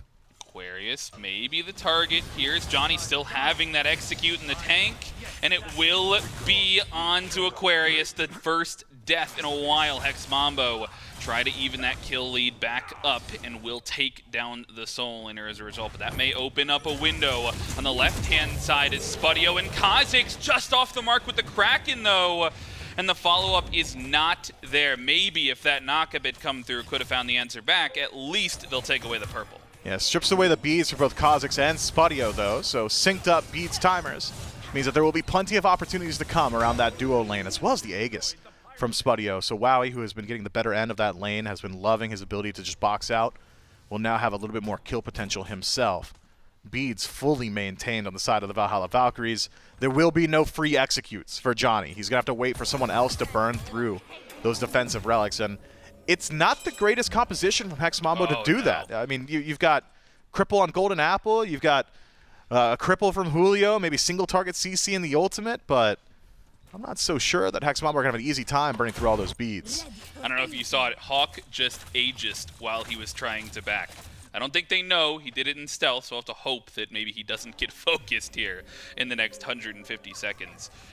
It's interesting to see where these fights are focused around, right? We saw that beacon, and the Valkyries took it with relatively no fight back, and we're sort of close to seeing that spawn once again. But now that this Gold Fury is up, we once again see a small rotation for the Valkyries towards this left-hand side of the map, and you get both of these hunters involved. Hex Mambo, no dummies. They're on this side of the map as well, as the Soul Laners continue to box out on the right-hand side. I wonder if they're going to try and coin flip this. Weighted coin toss, remember that. Just much better secure here from the Valkyries, and that burn already starting to show itself, and that's without Crimson getting involved. That's 50%, 4 actual seconds hitting the objective. Got to put a lot of respect on their ability to just deal with it, given a moment's notice. Hex Mambo, if they were wary of it, have to be even more so now. A little bit of a heat check for the Valkyries onto that objective, but Dzoni finding himself a heat check up against Crimson there. Looks like both happy to take that little one-on-one trade, as Julio is pushing Aquarius down the right-hand side. And with Dzoni on this right side of the map, this may be the window that they were looking for. Gold Fury picked up and shredded down to 50% early on. Kraken available and may look for the secure here as Spudio may go up and look for the steal. It's got to be good. They've got the coin flip, and they win the coin flip. The Primal Fury goes to the Valks. Man, the Valkyries are getting away with murder around these objectives. That's twice now. They just get to hold on to Kraken. Don't really concern themselves with the ROM steal potential, and so the fight potential of the Valhalla Valkyries unchanged. The only difference now, they've got a little bit more golden experience to play with. Purple buff once more, invaded and taken. No fanfare. Hex Mambo unwilling to defend, and instead have to wait on that 5-on-5 a little bit later on. Goldie now starting to stack up a bit for the Valhalla Valkyries. Experience more significant, but that 1,500 gold will start to show itself in wards on map, potentially upgrading some of these relics, a tier 1 or tier 2 item. For a few of these players as well. So now it's on the Valhalla Valkyries to find opportunities on the map to continue the aggression, continue keeping that action rolling, force Hex Mambo to respond. This would be a great time for the Valhalla Valkyries to find some sort of POI they can group up on. Yeah, they definitely have their power spikes coming through. A little bit of an interesting build from both of these hunters, going Aussie first instead of into that stacking item of the Devourers. But unsurprisingly, this is also the shred portion that you're going to get. 2 different kin size on your team. You add that to the percent pen of the Poseidon. There's a lot of shred potential, not only on the objectives, but once Julio starts stepping into these fights. He is not rotated quite yet. He may be surprised by the damage that's on the other side of those abilities. And they're rotating over Julio just to be ready for this Stygian beacon. They may want Aquarius over here as well. Everybody's grouped up. Gamma, the first target, takes a little bit of damage, but Whirlpool from Sanford Soccer buys him some space. Aqua TP's into the back line. If you take too much damage here, you've already used your mobility. Beads lost. That's the first bit of it. That's the first task that Dzoni had been waiting for. Now, a clear target for this Kuang execute. Beads burn, and Julio looking to flank a little bit as well. He'll come in onto this capture point, and it's already halfway there for the Valkyries. They'll grab it, and they'll target onto Julio as the damage comes through, and he gets shredded, but makes it out by a miracle. And Gamma is the one that gets turned on. Hawkk finds Wowy as well, and Hex Mambo out of nowhere make their presence known. Julio gets out by the skin of his teeth, and now is back in at full HP. They'll grab the capture point. They even push down mid lane, maybe. Sometimes luck is just on your side, Frog. Julio makes his way out, just barely. Dzoni holds on to the ultimate, and beads have already been burnt. Keep up the aggression. He's here, may look for a flank once again. We saw how poorly that went for the Valkyries in game number 1, but they will stop the push early on, just grab that tier 1 and head back towards the Pyromancer. They don't need either of the Gold Furies. They are more concerned with the fights, and a big fight win around that Stygian beacon is huge for Hex Mambo to even back up. In fact, take an aggressive lead here. That flips on its head. It's no longer a 1,500 lead for the Valkyries. It's going to be in Hex Mambo's favor, but they might try to do the same thing that they did in game number 1 and catch Hex Mambo off guard. And this time, they may be in a better position to do it. Onto the Fire Giant, and Hex Mambo's a little bit later to this one. The shred potential is there. It's down to 50% HP, but they choose to fight instead, and Julio is gone early on in this fight, but they're still onto the objective. They have to be careful with this leash. Sanford Soccer real low. That's it for his team fight. Fire Giant reset entirely, and the shots are good from Spudio. Makes it look easy. Sanford Soccer sent to the grayscale. Julio in trade, but he'll respawn sooner. And when he respawns, he's got teleport. Sanford Soccer, anywhere he wants to go, he'll have to walk the old-fashioned way. This will be a small advantage to Hex Mambo. Could catch out the Oni Fury on respawn. Could head over to the Fire Giant. Seems to me Oni Fury, the easier target. And Mambo, they've always got this fight back potential in the team fight. They play so well off of each other that any small opportunity will be leveraged. Onto the Oni Fury. They will get a rotation in from the Valkyries, though. This will not be a free objective if Aquarius has anything to say about it. But it's going down somewhat fast, down to 50% HP. And look for Dzoni and Julio on the back end of this fight, pushing the Valkyries out. They want to hold on to this as long as possible. They care about the fight. They'll get the objective as well. But after the fact, they look to de-engage. And Cozyx and Spudio back off. Spudio loses the beads. They'll grab the objective, though. Yeah, getting the beads off of Spudio. Superfluous from Spudio. Was concerned about the Fearless from Aqua, but Aqua had escape on the mine. Regardless, now a target for the Valhalla Valkyries to try their best to jump onto. What I've seen in the team fight now, Frog, is if Sanford Soccer's ultimate kills somebody, the fight goes well. If they survive the Kraken, Hex Mambo have got a second win in the team fight and will be able to force their way back forward. So I'll be keeping my eyes on Sanford Soccer and that ultimate cooldown. So integral to the Valhalla Valkyries and their ability to secure these kills. With beads off Spudio, I mean, you can land the Kraken, but the damage won't stick if that Aegis is still available. So we'll see if the Valhalla Valkyries can do some work in getting rid of some of these defensive utilities before the next true team fight. Hex Mambo nursing a small lead. It would be on them, the onus on the Chaos side, to pull the objective, but even then, we're only 22 minutes into the game. There are plenty of power spikes to come. We're starting to approach 6th item slot. Why force it now? Julio maybe getting forced down here. The ultimates get used, and he grabs Gamma up into the sky. Cozyx is here to potentially help him out, but the Kraken is off the mark onto the tanks, and both of them find safety under this tier 1 tower. The jump in will send ErupTCrimson to the grave, and he gets taken down as Mambo answer back and look for the snipe. 1 hits, 2 hits, off the mark with the 3rd, but that does not stop the engage. The water illusion finds the kill, and once again, 2 fall on the fight back from Mambo. Kraken down, nobody dead from Mambo. Mambo win the team fight. It is like clockwork. That is the second, maybe 3rd time this game we've seen that exact phrasing. We've seen that exact sequence. And Hex Mambo this time, later in the game, capable to do a bit more on the back end. Fire Giant going quickly, and we'll go to all 5. And looking at resources, no beads for Sanford Soccer. Didn't have Aegis to begin with.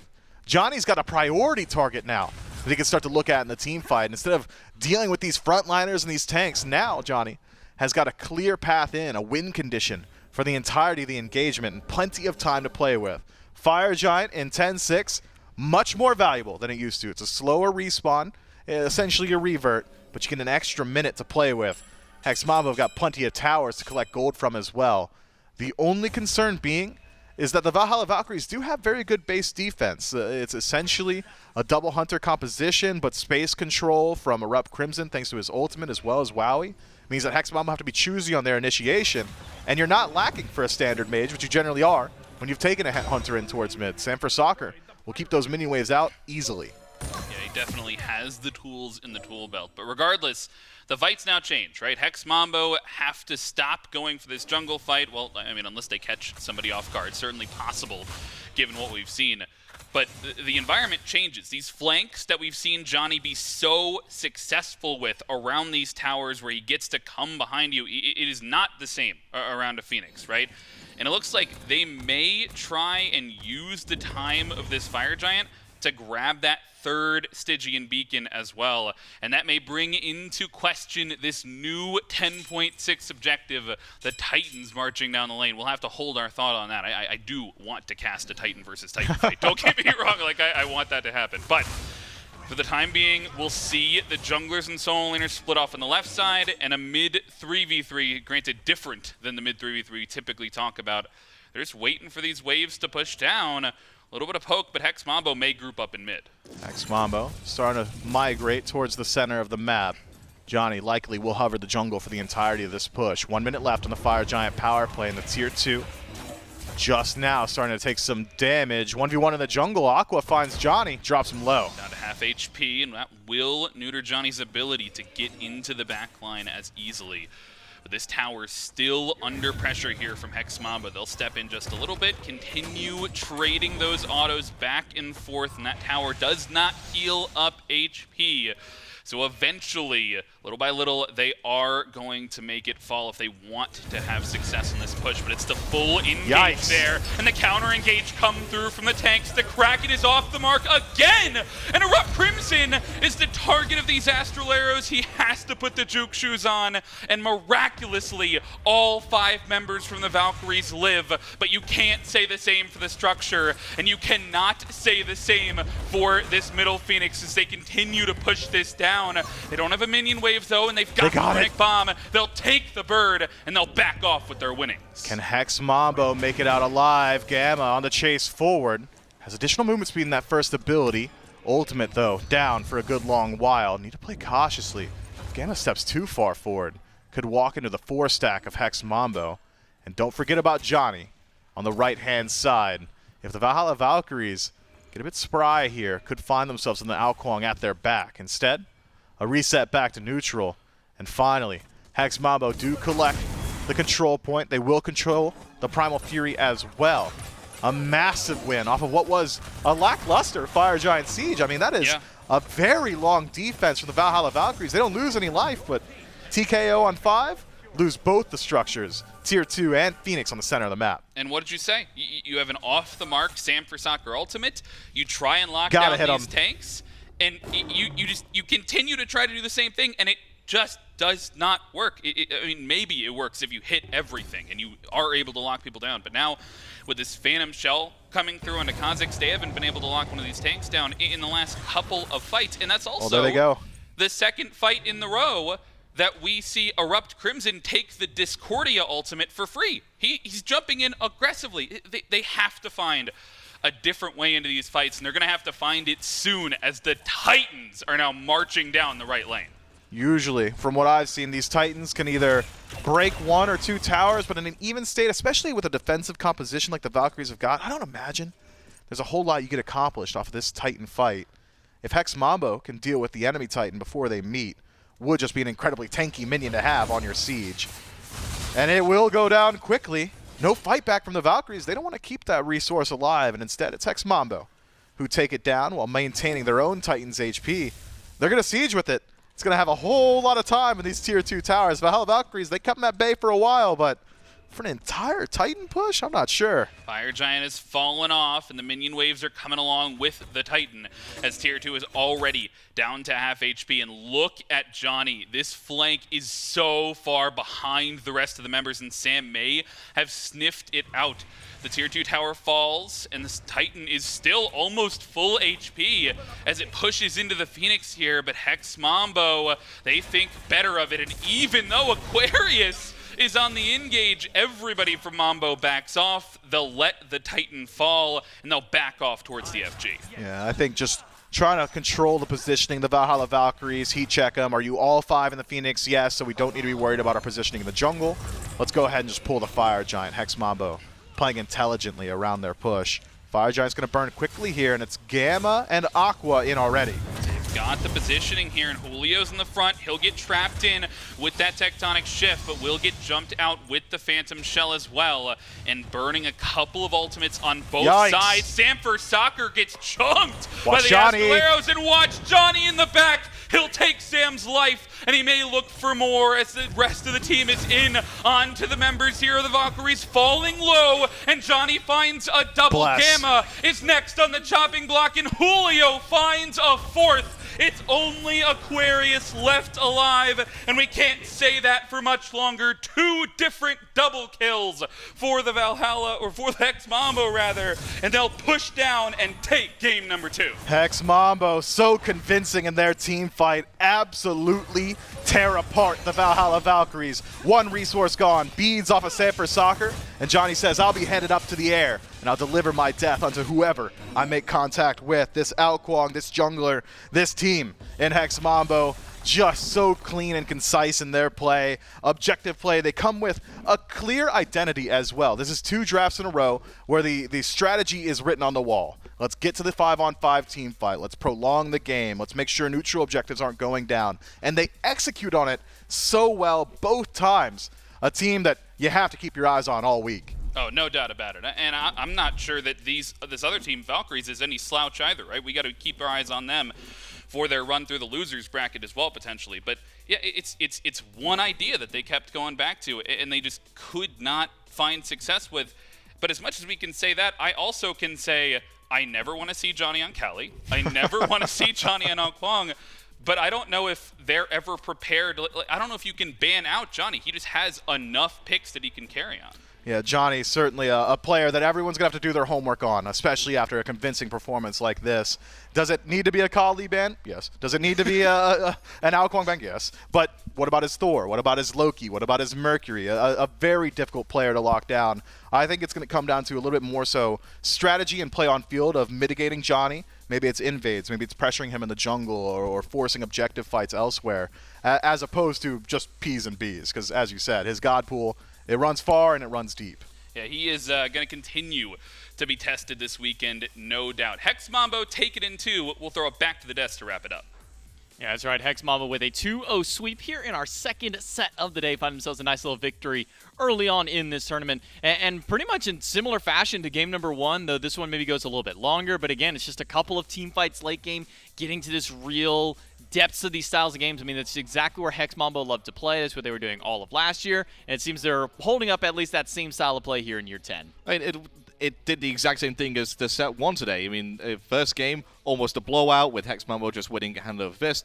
Second game, it looked like Valhalla Valkyries were kind of contesting and kind of in control, but then all of a sudden about 10-15 minutes into the game, the tide's turned, the dial gets turned up to the team fight stage, and, well, that's what Hex Mambo do best. Yeah, Hex Mambo really finding themselves a nice little 2-0 victory over their NA counterparts here in the SCC. Julio on the King Arthur again. It's something that comes into the question of, they were talking about banning Johnny, making sure to try and mitigate him, but I think there needs to be some look over towards Julio and the Soul Lane, because this King Arthur has been putting on a pretty powerful show here in our first 2 games in this set. I mean, yeah, you have to look at Julio, you have to look at Johnny, and you still have to look at Spudio as well. I mean, there's 3 players out there which you just cannot give certain gods to. You do not have 10 bans, which it feels like you need to be able to do to be able to take on the Hex Mambo. You only have 5, and 3 of them are in that first phase. Yeah, the only way you're getting the 10 bans if you also use your 5 picks as secondary bans in that regard too. But yeah, I think you're right to also throw some credit towards Spudio here in this game, as him on this ROM now, I believe 2 games in a row. Looking really strong here for Hex Mambo. 4-0-5 for Spudio to end this one out. A 5-1-6 for Johnny. Some early executes on the Kuang, but as well, just being able to get some, in general, late game good executes, especially in some of those later team fights, really being able to kind of pick up for his team here. So Hex Mambo with the 2-0. But again, it's not the end of the road for the Valkyries. They'll make their way now through the lower bracket, but Hex Mambo with a solid win here in their set. Yeah, it's a statement win, as we were saying. Going into this matchup, as I mentioned, these would looking at the 2 teams that you were thinking maybe qualify out of this bracket. So to come in here with a 2-0 really puts a statement of fear into the rest of the competition. Yeah, Hex Mambo really wanting to show that they are still a team to be feared. Not able to get that number 1 seed during the regular season, but definitely showing that they are still a top contender for the SCC over in the European region. That 2nd seed really holding strong for them here, at least in the early stages of this competition. I'm curious to see how the remainder of their tournament play goes throughout here for the rest of the weekend to still be played through, and some chances over there over towards maybe quarterfinals a little later on. But we've been talking a lot about Johnny so far, at least throughout the desk and throughout these games. Let's go ahead and talk to Johnny here, standing by for our post-game interview. That's right. We've got Dzoni from Hex Mambo. Congrats on the win, my friend. You guys looked fantastic in both games. I think my first thing, I just want to get your thoughts on this meta. So much has changed in 10.6. You've got the Titans walking down the lane. You guys even used the Titan in that second game, try and get a siege off. But it still seems you guys were able to hold on to a lot of your core values that you've been winning the SEC with all season long. Yeah. I mean, the game did change a lot, but I feel like it's still pretty similar. Like, if you just have mid control and like you can control the map, like it's kind of the same. Like before it was Corpse, now it's the new thing, like I forgot. But yeah, so yeah, I mean it's not that much different, I think. Yeah, I mean, I think that new thing, that Stygian beacon in the middle of the map, of course, you get a little bit of extra damage onto those structures, a little bit of movement speed as well. How much are you guys valuing that new objective on the map? Is it something where it's just the newest camp, you're not paying a ton of mind to if you don't have an early game comp, or are teams really, are you rotating over people for that? I mean, it's pretty good. I don't think it's like you lose the game if you don't get them, but yeah, it's a nice thing if you have pressure, like everything's done, you have no farm, like it's a pretty good thing, so yeah. I don't think it's like a game breaking, but yeah, it's okay. Sure. Especially if you stack them as well. Like if you get like 2-3 in a row, it can make a difference, I guess. Yeah, I mean 15% if you get all three. That's stack up. A lot of damage towards structures. I think one thing that everybody has been focused on. We hit it a lot while we're casting. Your dominance on what is considered to be not even the tier list god pool, just your god pool. You have these 4 or 5 gods that you continue to go back to, and for some reason teams keep not banning Kali or not banning out Kuang. Is this something that you expect to continue to see success in this new meta? I mean, the thing is, it's like a pretty new meta, so like no one really knows like what's the best. So I was like, I don't know, might as well play the picks I'm the best at. So yeah, and they seem to be working. So I guess I'll keep playing my things and until they stop working or until people start banning them. Yeah. Yeah, play it until it doesn't work. Exactly. Well, thank you so much, Dzoni. Congrats on the win once again. We'll throw it back to the desk. Yeah, thank you so much over there, Hex Mambo. Finding a nice early win here in the tournament. Still plenty more SMITE to go as well. Remember, every single day, at least here in the first week of Masters, going to be best of 3s, 4 of those every single day. So still plenty of SMITE action to be had. We'll be seeing Hex Mambo a little bit later on the winner's side of the bracket. As we take a look at that, they'll be taking on the #1 NA seed of the Athenian Sages for their next matchup. But that'll be our final set of the day. Instead, our third matchup, which will be coming up after our break coming up shortly, will be Solar Scarabs and Niflheim Wargs, a battle, at least over in the EU region, to see what we can get out of some of that competition there. On the lower end of the bracket is the Tyrian Weavers and the Valhalla Valkyries. They'll be waiting the losers of these next matchups to see who their competition will be for elimination games. Those will start up at least as of tomorrow. So for final sets of today, still going to be sticking to the winner's side. Solar Scarabs, Niflheim Wargs, and then, as I said, Athenian Sages, and now Hex Mambo with their winning. We'll be kind of closing out our day here. But a little bit of a rivalry now over here in the European region. Getting to see the #1 seed and the #2 seed face off. Yeah, I mean, Niflheim Wargs, they felt like they should have at least deserved 2nd seed, or maybe even 1st seed going into the final weeks of play, and then Solar Scarabs stole it away from them. Solar Scarabs, unsurprisingly, or very surprisingly, beating out Hex Mambo in that final week 2-0, and then beating him in a tiebreaker as well. That's what's caused them to be 1st seed, so definitely a bit of a grudge match for the Niflheim Wargs here. Yeah, very excited to see what does end up breaking out between some of these matchups as the day goes through. But make sure that you stick around because we're only halfway through our day. We got 2 more sets coming up.